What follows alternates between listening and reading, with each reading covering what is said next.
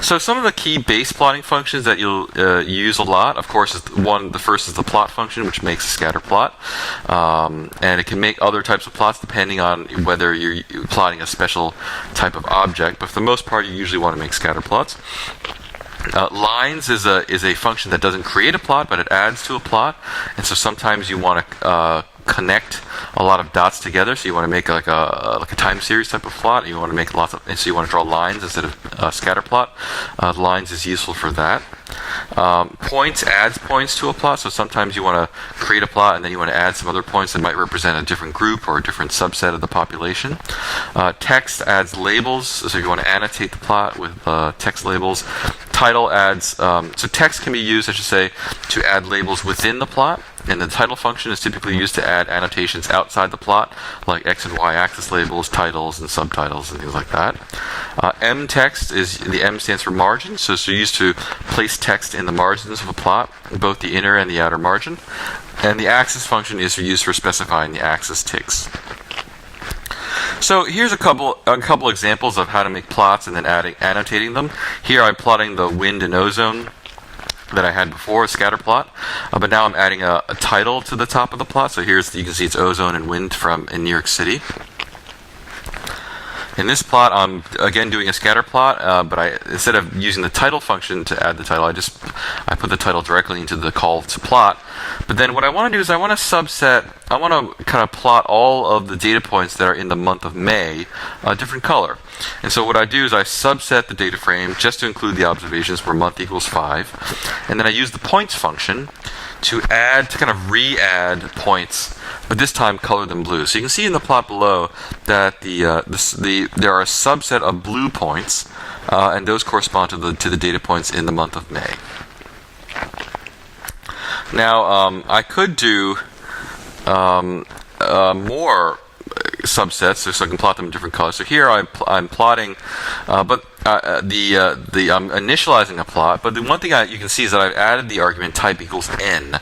And so what type equals n means, it basically sets up the plot and initializes the graphics device, but it doesn't actually plot anything. So it doesn't put anything into the plotting region. It just makes it sets up all the other stuff in the plot without the actual data. And then in order to put the data into the plot, I kind of go through subsets of the data frame to add the data for the month of May and add data for the month of not May. So for the month of May, I make that color blue, and then for the other months that are not equal to May, I just make that color red. So you can see all the other points are red. So now I can kind of accurately see which ones are blue, which ones are May, without kind of over-plotting existing points. And then as a last touch, I add a legend to the top right part of the plot so I can distinguish which ones are May and which ones are not May. Finally, one common thing that you will typically want to do is to add a regression line or a smoother to a plot. So here I've just added a regression line to this same scatter plot. So I first make the scatter plot, and you can notice I've changed the default plotting character PCH to be 20. So 20 is a kind of small filled-in circle. And then I fit a linear model to the data, which is using the LM function. And then I just call the AB line function, which is another annotation function. And I just pass it the linear model object, and I specify LWD equals to 2, which is a thicker line than the typical default line. So AB line can interpret the regression model output and plot with a given intercept and slope. And so here you can see I've added the regression line to the plot, and so you can see the downward trend. So all the previous plots have been single plots that would appear on the graphics device, but sometimes you want to have multiple plots on a single device. So here I made two plots. One plots ozone versus wind, and the other one plots ozone versus solar radiation using the same data set. And so in order to do that, I need to set the par MF row equals to 1 row and 2 columns, so I can make the two plots side by side. And then I just call plot twice. So every time I call plot, it creates a new plot. And so the first one will be in the kind of left-hand side, and the second call to plot will be in the right-hand side. And that's how I use MF row.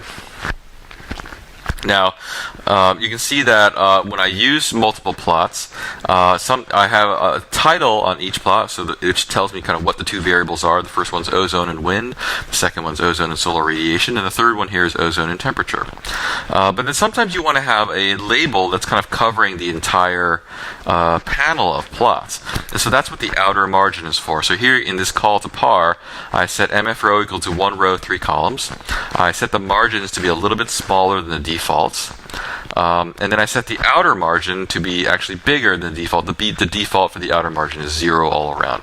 So on the top, I want a little extra space so I can add the title Ozone and Weather in New York City, which is kind of a title for the entire panel of plots.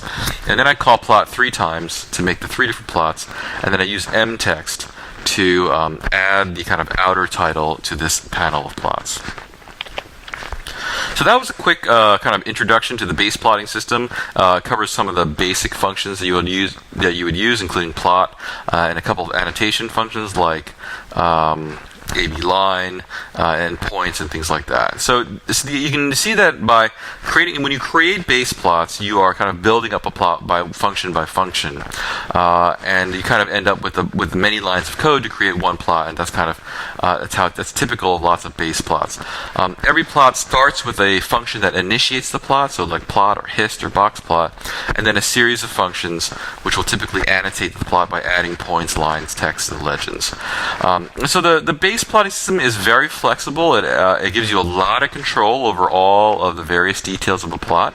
Of course, this can be a little bit tedious if you need to control everything all the time. But often the defaults are okay. But the flexibility is quite useful if you want to make kind of publication quality plots. And so it's nice to have that degree of control for things like legends and spacings and all that.